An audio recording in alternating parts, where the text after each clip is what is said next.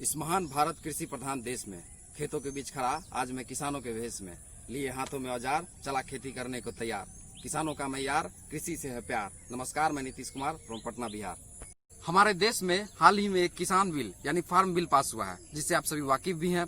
किसान बिल के तहत किसान अपने फसल को कहीं एक जगह बेचने के लिए बाध्य नहीं है, बल्कि पूरे देश दुनिया में वो अपने फसल बेच सकते हैं। इसके तहत किसानों को उनके फसल की उचित दाम मिल पाएंगे और इसके तहत बिचौलिया सिस्टम जो चल रहा है देश में वो बंद हो जाएगा, जिसका सीधा फायदा किसान व कंज्यूमर को मिल सकेगा। अब आप सोच रहे होंगे कि जब किसान बिल का इतना फायदा है तो पंजाब और हरियाणा में इतना विरोध क्यों? तो जवाब है विपक्ष दल की चुनावी राजनीति, जो भोले भाले किसानों को गुमराह कर रहे हैं। चलिए आपको ले चलते हैं थोड़ा पीछे। बात 1947 की है, जब हमारा देश आजाद हो रहा था। उस वक्त देश में जमींदारी प्रथा थी और किसान जमींदारों के कर्ज के बोझ तले मरे जा रहे थे। तो उस वक्त की सरकार ने एपीएमसी यानी एग्रीकल्चर प्रोड्यूस मार्केट कमेटी यानी मंडीज का गठन किया और फसलों की एमएसपी यानी मिनिमम सपोर्ट प्राइस वाली सिस्टम लाई। इस सिस्टम के तहत किसान अपने फसलों को एक ही जगह नियर बाय मंडी में बेचने के लिए ट्रेडर्स के पास बाध्य थे। ये सिस्टम उस दौर के लिए सही था, क्योंकि किसान को जमींदारों से बचा लिया गया। पर क्या ये सिस्टम आज के नए दौर में कारगर साबित हुआ? नहीं। 2015 में संता कुमार कमेटी के सर्वे रिपोर्ट में ये कहा गया कि भारत में सिर्फ 6% किसान ही एमएसपी का सही लाभ उठा पा रहे हैं। 2018 के सर्वे रिपोर्ट के मुताबिक भारत में 10,350 किसानों ने आत्महत्या किया। आइए इस सिस्टम के दुष्प्रभाव को उदाहरण से समझते हैं।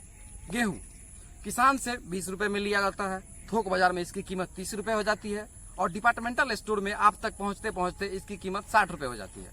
जौ किसान से 10 रुपए में ली जाती है, थोक बाजार में इसकी कीमत 25 रुपए हो जाती है और डिपार्टमेंटल स्टोर में आप तक पहुंचते पहुंचते इसकी कीमत 120 रुपए हो जाती है। ज्वार किसान से 15 रुपए में ली जाती है, थोक बाजार में इसकी कीमत 30 रुपए हो जाती है और डिपार्टमेंटल स्टोर में आप तक पहुंचते पहुंचते इसकी कीमत 120 रुपए हो जाती है। जरा सोचिए, इतना मार्जिन आखिर गया कहाँ? ये सब बिचौलिए खा गए। किसान और गरीब होता गया और बिचौलिए और अमीर होते गए। तो किसानों के एक्सप्लॉयटेशन को बचाने के लिए ये फार्म बिल लाया गया है। इवन कांग्रेस खुद इस बिल को लाना चाहती थी। 2019 के घोषणा पत्र में उन्होंने लिखा था कि अगर हमारी सरकार बनती है तो हम एपीएमसी को खत्म करके फार्म बिल ले आएंगे। और आज खुद कांग्रेस ही इस बिल का विरोध कर रही है, किसानों को गुमराह कर रही है। हम तो कांग्रेस के इस दोहरी नीति का निंदा करते हैं।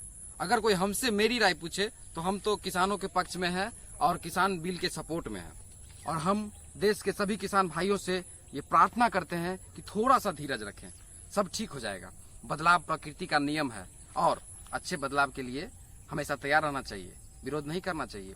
माना कि विकास के कार्य में थोड़ी असुविधा होती है, पर असुविधा के लिए खेद है। कृपया किसी के बहकावे में ना आए और गुमराह ना होए। स्वस्थ रहें, सुरक्षित रहें। जय जवान, जय किसान, जय हिंद।